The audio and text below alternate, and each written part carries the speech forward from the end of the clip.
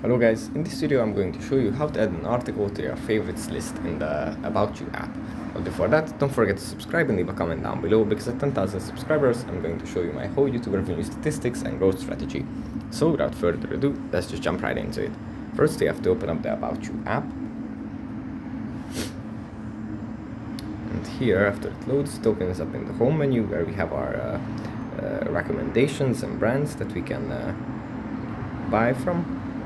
But let's find an article. Let's see, we are looking for boots.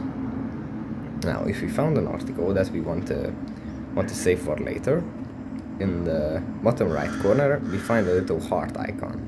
If we tap on this, this article is going to be added to our favorites list. And now, in the middle of the screen, there's a heart, and if we tap on it, we find that this is the article that we saved. So that's pretty much it for this video. Hope it was helpful for you guys, and I'll see you in the next one. Bye.